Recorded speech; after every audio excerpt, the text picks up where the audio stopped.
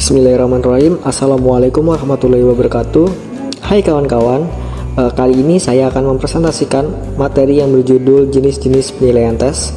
Sebelum saya mempresentasikan, izinkan saya memperkenalkan diri. Bismillahirrahmanirrahim.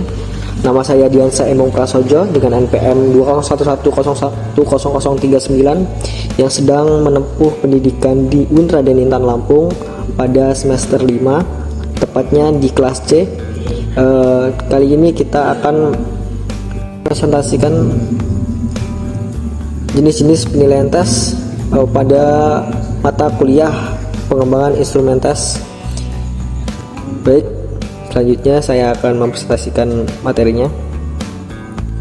Jenis-jenis penilaian tes dibagi menjadi 3, yaitu tes tertulis bentuk uraian, tes hasil belajar objektif, dan yang ketiga ada performance test atau tes tindakan, dimana di setiap sub pembahasan saya akan menjelaskan pengertiannya dan memberitahu kelebihan dan kekurangan masing-masing instrumen tes tersebut.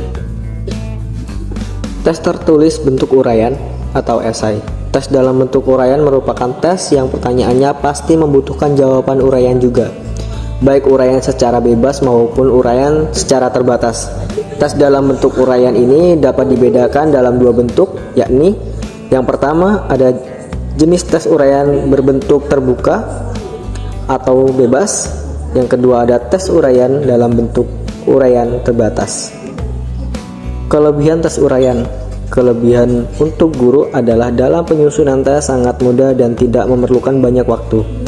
Tester memiliki kebebasan dalam menjawab dan mengungkapkan buah pikiran, sebagai latihan bagi tester untuk mengeluarkan pikiran dalam bentuk kalimat atau bahasa yang sistematis.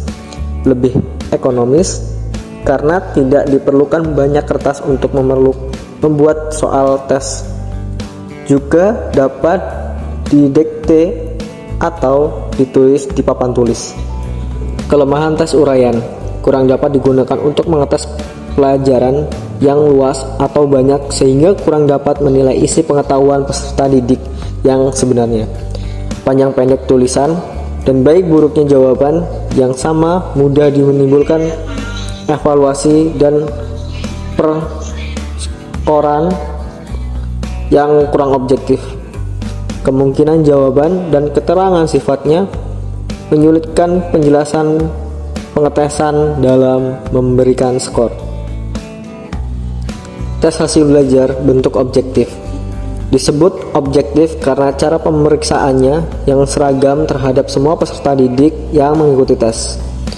Tes ini dikenal juga dengan nama short answer test atau tes jawaban pendek. Adapun jenis-jenis dalamnya, yaitu jenis-jenis tes bentuk objektif. Yang pertama ada pilihan ganda, multiple choice, lalu ada bentuk melengkapi, complete test.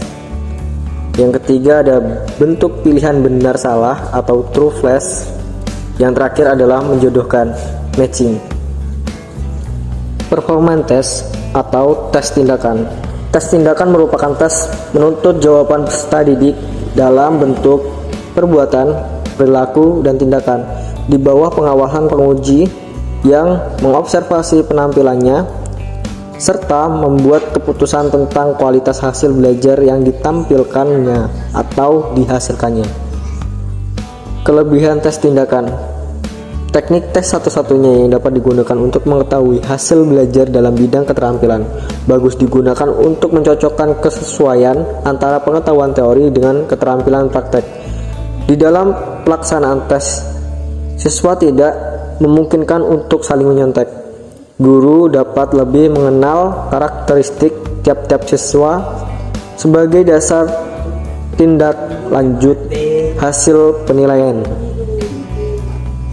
Kekurangan tes tindakan, yaitu ada membutuhkan waktu yang lama, lalu ada dalam kondisi tertentu, terkadang memerlukan biaya yang besar, lalu cepat membuat bosan, ada pula Apabila tes tindakan sudah menjadi rutinitas, maka ia tidak mempunyai arti apa-apa lagi.